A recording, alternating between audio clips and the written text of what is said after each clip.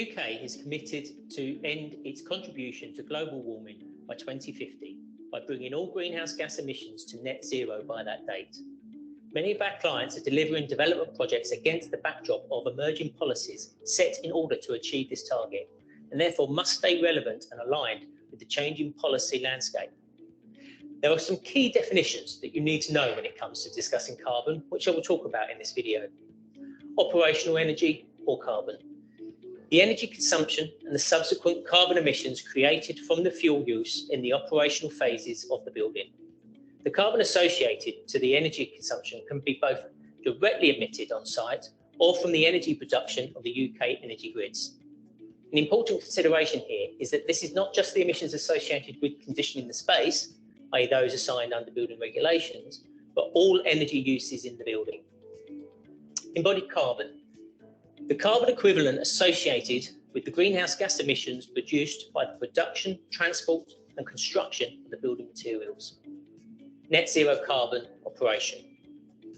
When the amount of carbon emissions associated with the building's operational energy on an annual basis is zero or negative. A net zero carbon building is highly energy efficient and powered from on-site and or off-site renewable energy sources, with any remaining carbon balance offset. Net zero carbon construction. When the amount of carbon emissions associated with a building's product and construction stages up to practical completion is zero or negative through the use of offsets or the net export of on-site renewable energy. Whole life carbon. The UK Green Building Council's zero carbon framework considers both operational carbon and embodied carbon. However, the embodied carbon component considers those emissions up to the completion of the construction.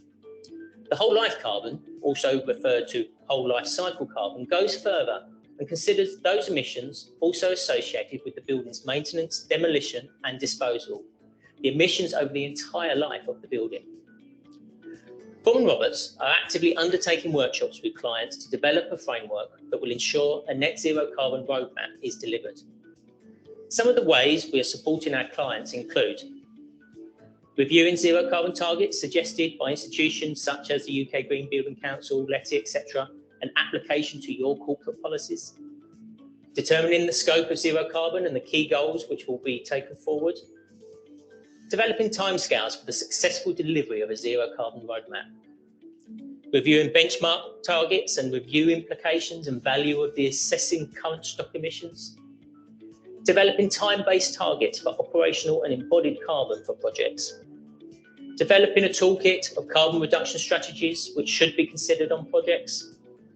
Developing a project scale timeline for assessing net zero criteria in emerging projects. Determining opportunities for off-site renewable use and carbon offsetting, and setting out potential actions, roles and responsibilities. If you'd like to discuss how me and my team can help you to achieve net zero carbon within your business, then please contact me at foremanroberts.com.